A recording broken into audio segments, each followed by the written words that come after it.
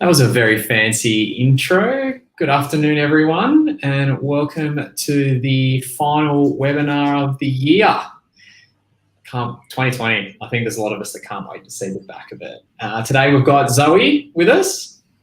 Hi, everyone.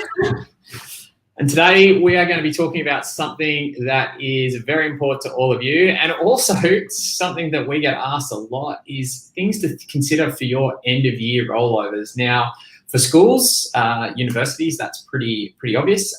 For RTO and vocational education providers, it could be a package change. There's a lot of different ways that this could actually be interpreted and used within your business. So today, please feel free to ask any questions by the chat and comments on the right-hand side. Oh, and I'd like to also say Daniel has also popped in here as well. So just letting you know that Daniel is floating around in the chat more. So please feel free to use the comments to ask any questions. I'll endeavour to stop Zoe somewhere through the presentation to follow up on some of those questions that may be relevant to everyone.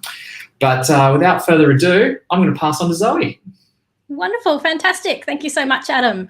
Oh, this is fantastic. I'm so excited to be presenting on rollovers. This is something that I've presented on a few times over my career, actually. I've spent about 13 years working in EdTech, developing, deploying, coordinating, rolling out educational technologies for all sorts of organizations, from SA Health through to Flinders Uni. And now I've been with Canvas for about actually 2 years today. It's my work anniversary.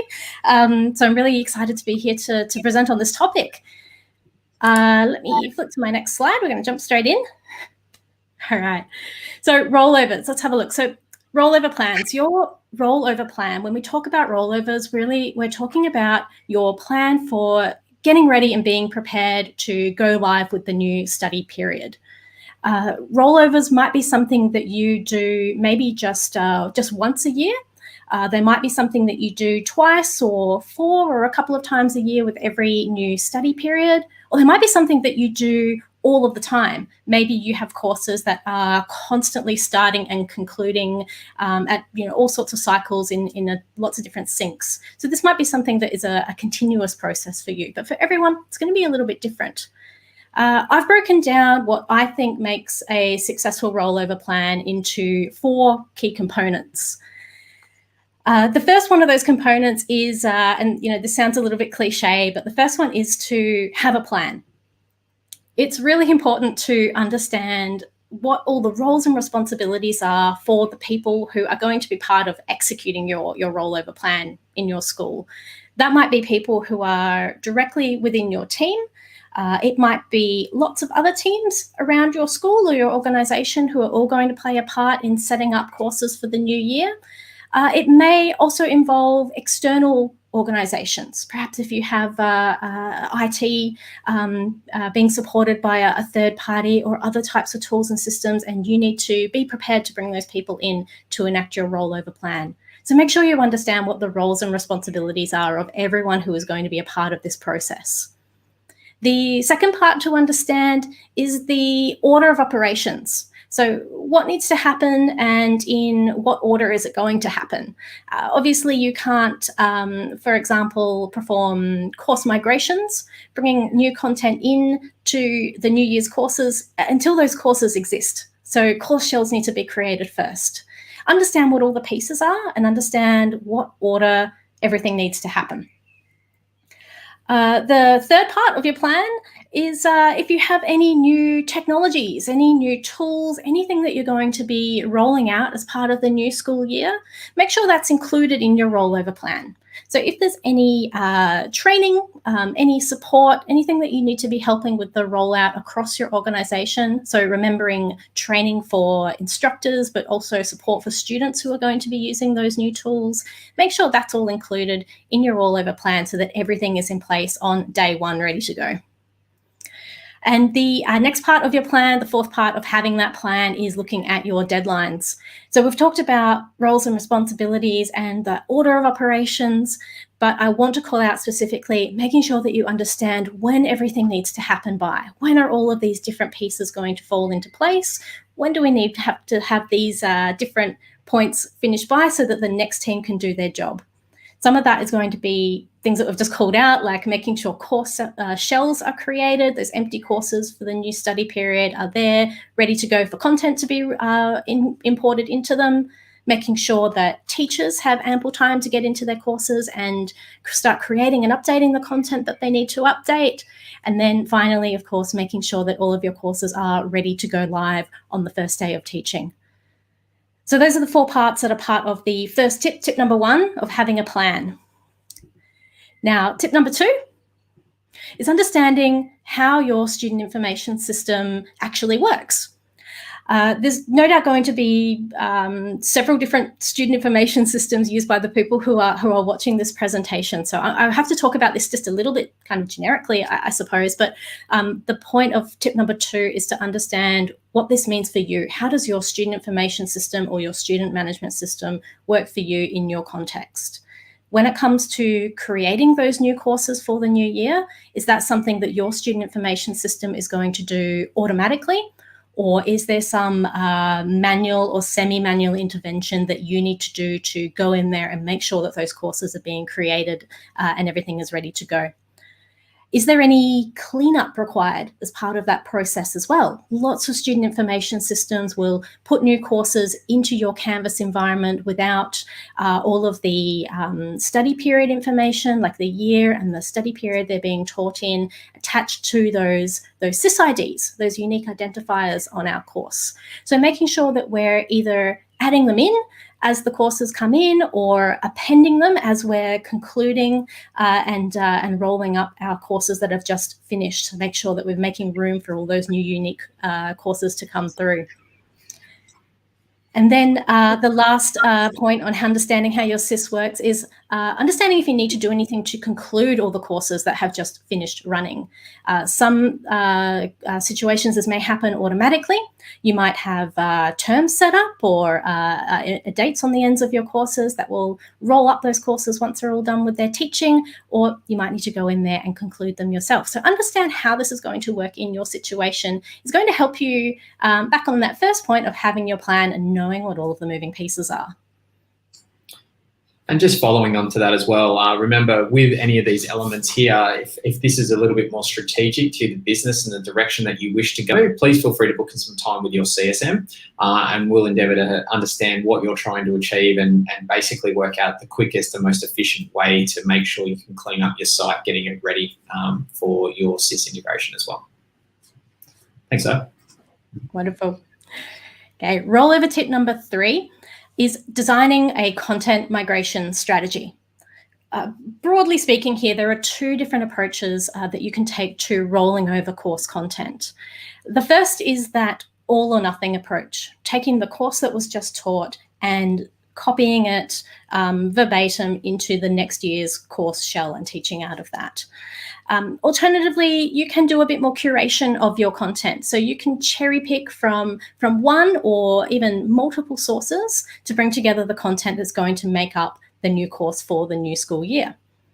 I'm going to go through some of the different tools that we have in Canvas to achieve some of these content migration strategies. I'm going to talk about them using pretty broad generic terms. I'm going to paint this with a pretty wide brush. The tools that I'm about to show, most of them can be used in actually option 1 or option 2 sort of ways. I'm just going to talk to them though as if they fit mostly in one or the other, but understand, as Adam's just said, there's different ways that we can use these tools, and all of that support here at Canvas is available if you want to learn more about how to use them and fit them into your content migration strategy. So let's have a look. Okay. First one that I want to show is Blueprint courses. Now, Blueprint courses, some of you will have been using these for a while, but if they're new to you, Blueprint courses are kind of like a course template, or kind of literally like a blueprint plan for a house. And they're a way that we can lay out all of the content for a course and then push or synchronize that content out into all of the child courses where all the teaching is going to happen. So here in this example that I've drawn up on the screen, we have our Blueprint course. It's a Blueprint for Year 7 Math. That's going to have all of the content in it for that course. And then we can sync that out to Math for Year 7A 2020, Year 7B 2020, and then rolling it on into next year for 7A and 7B 2021. Now, our Blueprint courses, if I pop to my next slide, there it goes. Our Blueprint course needs to be a kind of a special standalone course. It's just going to be holding the content that is designed for this templating purpose. So we can't have any students or observers enrolled into our Blueprint course. It just needs to stand alone and be there for the purposes of generating or creating all of our brand new content. Creating a Blueprint course is really simple. So we're going to start with one of these courses, either an empty course shell or a course that already has a bit of content in it. But again, it can't have any students or observer enrollments in that course. And then inside of the course settings, you're going to be able to tick the box that enables this course as a Blueprint course. You'll see in the bottom right-hand corner there, I've got a little screenshot of what those settings look like. There's a few options in there where you can also choose how different types of materials or different objects inside of that course are going to behave when you synchronize them.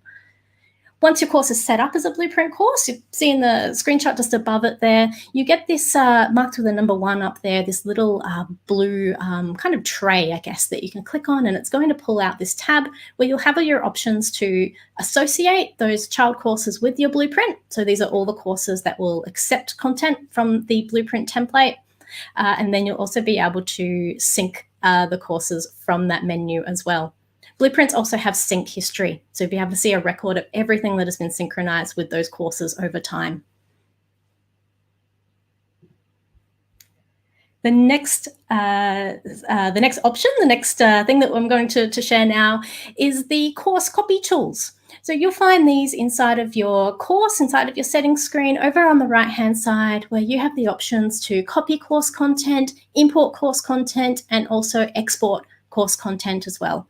And the default settings, when we go into one of these tools, will allow you to copy an entire course from one course shell into another.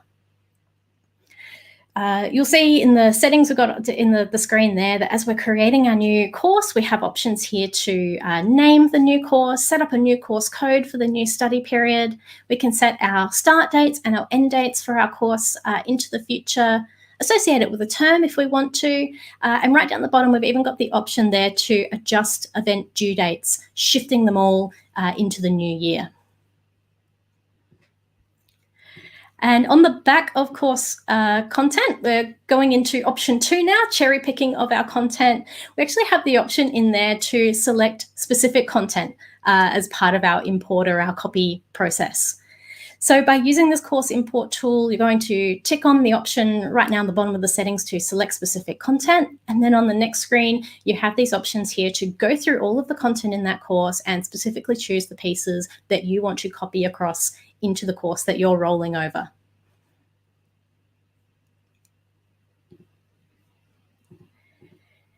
Now, the next option that I want to show in our cherry picking category is actually one of my favorite tools in Canvas, and that's Canvas Commons. And Canvas Commons is this, it's a learning object repository. It's like a lovely library that is built into Canvas that allows you to share learning objects that you have built in Canvas with everybody in your organization. You can even share things cross organizations and even publicly as well if you have those options turned on. And now I've popped it in the cherry picking category because at the lowest level, you can share individual objects into Commons and share them around. So you can pick up something like an assignment or a page or just a file, share that into Commons. It will be available to you to bring into any other courses that you teach. If you share it with others, it's available to other teachers as well, and even across those consortiums or in the wider public. But as we go up the levels, we can share entire modules, which might be made up of lots of different pieces of content. We can even share entire courses. So this is an example of something that fits into both the all or nothing and the cherry picking category, because we can share an entire course via Commons as well.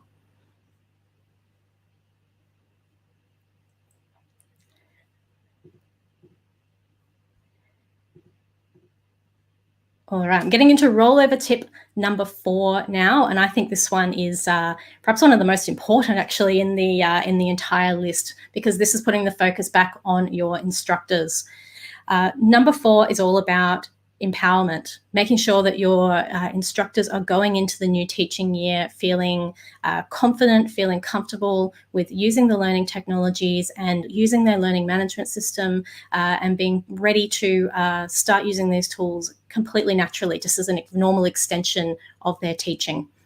Your rollover period is a great opportunity to refresh and renew your course content.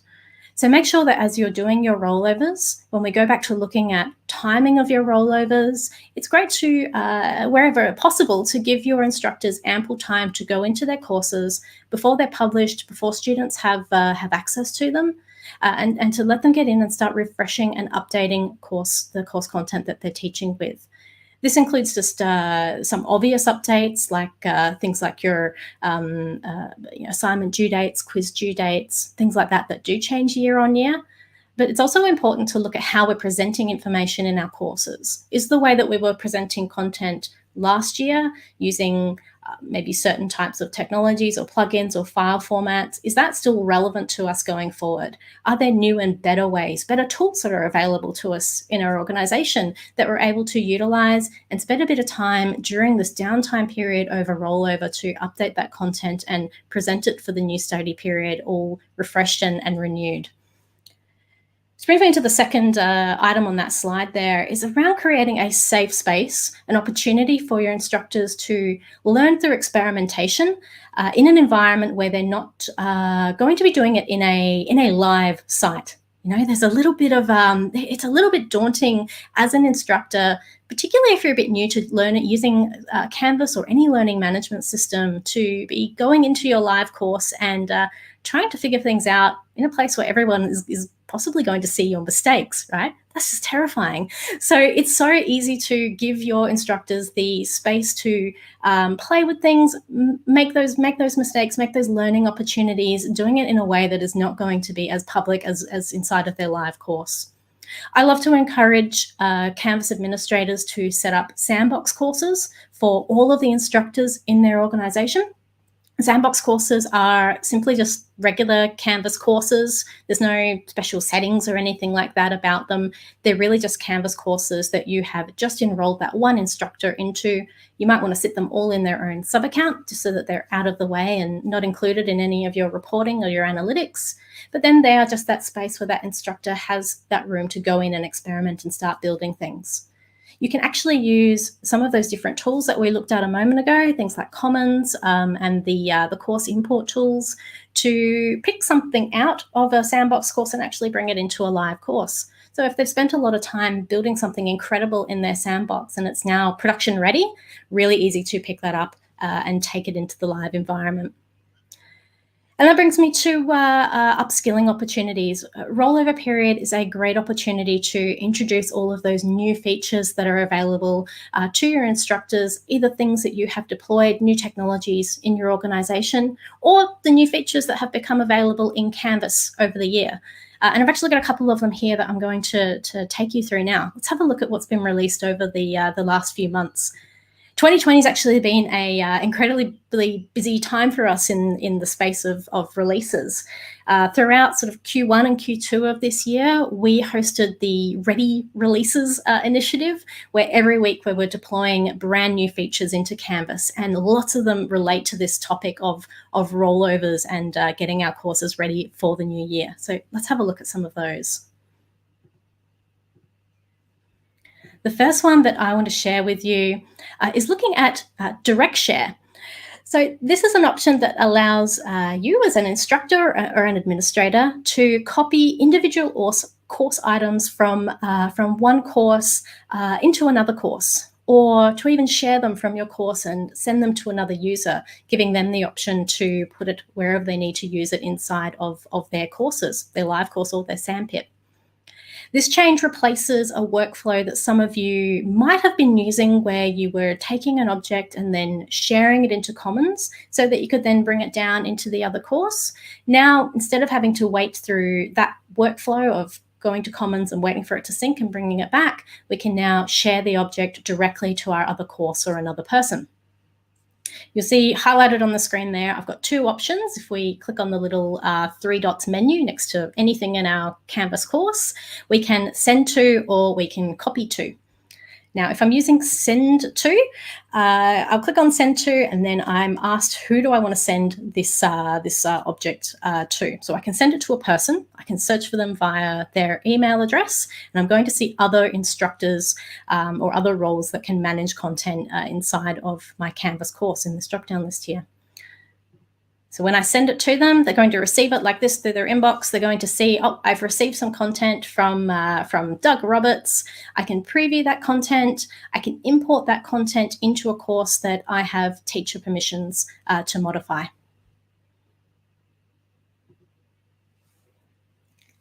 If I choose copy to, we can copy this course object directly into another course that we're teaching. If we're instructors, we'll have the options here in the select a course box to copy content into any other course that we have instructor access to. And if we're administrators, we can copy the course material into any course inside of our Canvas account.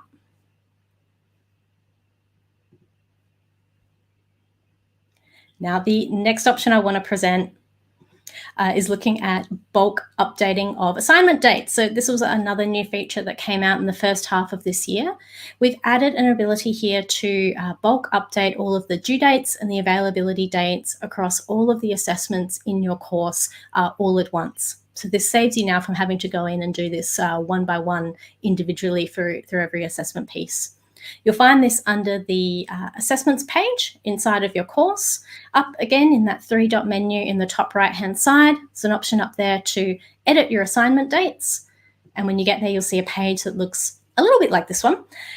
Here you've got options to set the date range that you want all of the new due dates to fall within. You can modify individual due dates assignment by assignment with the tick boxes there on the left hand side. And once you've made your changes, you're able to click on the batch edit and the save options to confirm those modifications. I've totally forgot about that, Zoe. That's actually just reminded me as well. Okay, when COVID was coming through, it was so, as you said, every week, but like, bang, this is new. But that is a really powerful tool, and something that's very handy when they're starting at the start of the year to have your teachers know that this is here.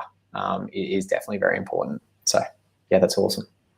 It's a really great feature. It's a really powerful feature that you're probably only going to use maybe once a year or however often you're doing your rollovers. So easy to forget that it's there. So I thought an important one to include.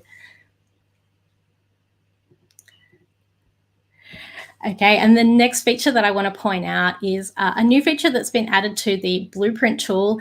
This is now the ability to sync on association. So before, when you were associating all of those child courses with your Blueprint course, you would make that association, and then you'd have to come back around and then sync the course to the new courses that had just been added, just been associated. It's now been built into one step. So as you're adding in your new courses to include in the sync, we've got a tick box down the bottom there where we can publish on association. So as we've associated the courses, I feel like I've said that word a lot now, associate. Then I'm going to click on save, and the sync is going to happen immediately.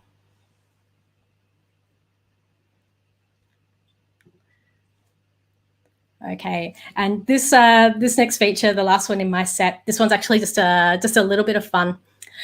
This is the link validator, which now features confetti. So link validator is not a new tool. This one has been around for a very long time. You'll find this inside the settings of your course, where you can run a checker that's going to look through all of your course content. It's going to find any broken or problematic links, anything that's not working correctly, and it's going to give them all to you in a nice list so that you can click through and fix things up, freshen it all up for the new year. Use it as part of your content cleaning step in your rollover plan. But now what we've enabled is a feature flag. So your administrators will be able to turn this on if you ask them nicely inside of your setting, but we can now enable this beautiful confetti when no broken links are found inside of your course. So that one's a little bit silly, but I thought I'd include it because it's just a bit of fun. No, that was a great initiative from Hack Week. And obviously, before you obviously start syncing and sharing your content, this is where this tool comes in really, really handy. You can actually make sure that you've crossed the T's, dotted the I's, everything's got a home, everyone's linking to a place as opposed to having no dead ends. So that's really, really important. So yeah. Absolutely. Okay, and so that's it. That's the 4 components of my my recipe to winning your rollover plan. Firstly, it's just having a plan, making sure that you understand all of the roles, who all of your stakeholders are in this process, and all of the actions and the deadlines that everybody needs to meet to make your rollover execution successful. Number 2, understanding how your student information system, your student management system, your CRM, however that is going to work, and what, if anything, you need to do to prepare new courses for the new year, concluding old ones, and doing any data updates to make sure that everything runs smoothly as you're rolling out those new course shells for the new study period. Number 3, designing your content migration strategy. So planning what your migration strategy is going to look like. What tools are you going to use? What is your organizational strategy going to look like? So what is your messaging internally of how you're going to expect your instructors to perform rollovers? What tasks are you going to be expecting them to perform versus perhaps having course designers or other members in your team performing with them or for them? And what tools are you going to utilize, either in Canvas or other LTIs that you depend upon as well? And then number 4, empowering your instructors, using all of those tools to make sure that they are feeling confident and comfortable with what they are doing inside of Canvas, that they are well trained in all of the settings and the options and the tools that are available to them, and using this opportunity to upskill them in anything new that has come along recently, including all of those new settings that we've just seen, plus anything new that you are using the rollover opportunity to freshly deploy out to the instructors in your organization.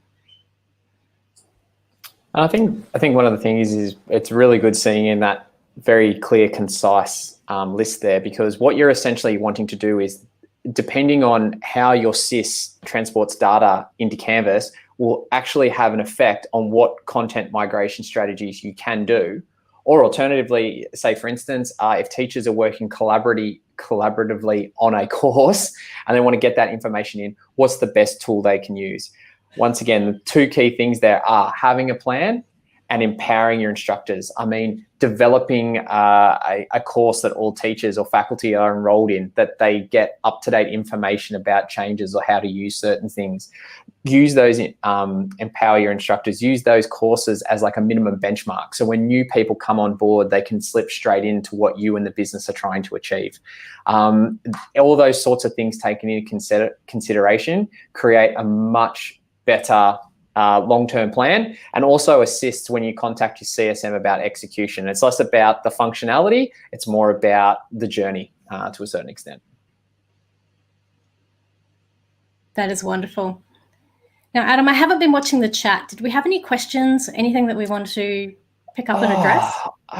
I dare say that the team has, the team that's currently online has done a really good job of answering all those things. And I can't see too many things on there that will actually require us to investigate and discuss here. But once again, a really important part is the first part of actually considering all this is actually speaking to your CSM. For those who may be watching this who are currently in the implementation phase, we discuss this as part of that, and then it's really important that you meet with your CSMs to discuss this, because the sooner that we can iron out the SIS import strategy, the sooner we can then work out what content management strategies are available for you, the quicker and easier you'll go to becoming successful, and that's a really important part of what we do. That's fantastic. I've noticed 1 or 2 questions actually in the chat that I might actually just pull them up and address them, because the one that I'm looking at specifically is talking about TAS and their student information system, but I think the question's actually relevant to lots of the other student information systems that we all work with as well. And I actually just, before you start, Zoe, I actually saw TAS, and that's when I was like, maybe a bit too specific, but now I've read the rest of it. Yeah, I can see where you're coming from. So go. I think this one works for everybody. So and I'm going to talk really broadly here, because I don't want to focus in on just one particular the student information system. But so super broadly speaking, blueprints generally don't interact automatically or too deeply with the new course shells that are coming across from your student information system. So in other words, your student information system typically isn't aware of the concept of blueprints. And so that is something that you will need to tackle manually in order to sync up those new course shells with your blueprint shells. Now, you might want to consider even creating new blueprint shells for the new year. So reserving a copy of how things were in 2020, starting again kind of fresh with a new blueprint shell for the 2021 courses, and then syncing that up to all of those brand new course shells. I think the fastest way to, well, there's a couple of ways really you can do that blueprint association. If it's just going to be 1 or 2 courses that are coming through, then doing it all through the user interface, connecting everything up like in that screenshot. I won't flick through the slides, it'll be a bit too blinding. But going back and looking at the association screen. So just associating those courses through the user interface if there's maybe less than half a dozen of them. Alternatively, you can do this with a CSV file and the sys import tool. Adam, I reckon that's something your team would be more than happy to show people how to kind of use those efficiencies. We can always jump on calls and talk about those sorts of things that we can build into your workflow to associate those course shells with something that has already been set up as a blueprint really, really easily. Definitely. And that's one of the things that we are looking for when we're discussing this, is that in some situations, like collaboratively speaking, blueprints might not be the best way the first time round because people are developing course materials at different times and syncing may not come in. So you might be better off using commons. But if everyone's designing collectively, an initial blueprint push out at the start of the year to all those courses really gives everyone the same stepping stone at the start of the year, leveraging off other people's work. So there's some really positive strengths in both ways you've suggested there. And as you said, yeah, doing it in bulk using the courses.csv is probably the way to go if you've got more than 6 or 12, or you're doing it collectively over a much bigger space. So if you've got, say, 20 blueprints that you want to link to 200 courses, I would definitely suggest using the CSV method. Courses.csv. Yeah, got that right. Yeah, wonderful. Perfect. As I said, if you do want to discuss this in any greater detail, please feel free to book in some time with your CSM or reach out to them and get that done. Obviously, it's we're running in towards the end of the year, especially for K-12s. It's a really great time to obviously go, this is where we're going to close off. This is what's going to happen in the new year. So more importantly, how a teacher's going to get content into their course for the new year. Is the admin team going to do it, or are teachers going to be responsible for it? These are the sorts of things we need to take into consideration as well. And really good to think about these things this far out from Christmas as well. We all know that everyone tends to shut up shop over the Christmas period, and the last thing you want to be thinking about as you're coming back from a wonderfully restful Christmas holiday is panicking about getting started for the new year. So if you're in a position right now where you do have the opportunity, I know a lot of us are very busy right now and we don't always have the wonderful lead up time to think about these things, but the sooner that you can start thinking about your rollover plan and at least getting the groundwork in place so that when you come back from leave, you can hit the ground running, everybody knowing what their roles and responsibilities are so that we can get this thing off the ground and have a really wonderful and smooth launch into that new study period. Absolutely. And that's a really big win, especially for teachers. If they go from having this year's course, they've got their content from last year, or this year, in their courses for next year ready to go, like before they've even started, it goes from the theory of building a course to critiquing a course. And that's where empowering your instructors is a good thing, because you can add additional functionalities to enhance that student experience. And that's the time you can do it, because you can say they've got to go and critique their course, but instead of saying using instead of using imagery, we're going to use video, using video feedback via the speed grader. Those sorts of things that just make the student experience that much better. You're spending more time focusing on that than the actual content inside the course, which you can roll out collectively across all. But I think that's us done, because the chat's gone quiet. Zoe, you must have absolutely nailed it. Oh, I hope so. I hope that's given everyone lots of ideas, though. I hope that's been inspirational and given you some food for thought. I hope some of those new tips and tricks, those ready releases that we've released in the new year, were all hopefully something new to you, or a good refresher of those things that we did deploy as part of 2020. And maybe some of them are going to be things that you will build into your rollover plans. Yeah, and when we post this up, we'll endeavour to put links to what we're talking about at the time. So you've got an easy reference of materials to go, oh, this is what Zoe was talking about, and this is what Adam forgot about. So that's a really important thing to put up there. But I think we'll close it off there. And well, this is our last one for the year. So I can't believe you said Christmas. It's still November, but I'll let it slide because you're. It's less than a month away. 26th. We're nearly there. 21, 22 working days until Christmas, I think. Everyone thinks I'm a Grinch. Anyway, no problems at all. Well, thank you. Thank you, everybody. Enjoy the remainder of the year. I know 2020 has been a big one. I know a lot of people are looking for some relaxing times, traveling interstate and seeing loved ones that they haven't seen for a long time. So please do enjoy that. As I said, the CS team will be on deck during that time as well. So please take the time to book in, and we'll endeavour to work through these solutions with you. So thanks very much, Zoe. That was absolutely awesome. Your background is a lot neater than mine. Next time I'll put my golf clubs away. But yeah, thanks very much, everyone, and we'll see you next year. Cheers. Thanks, everyone. Take care. Bye.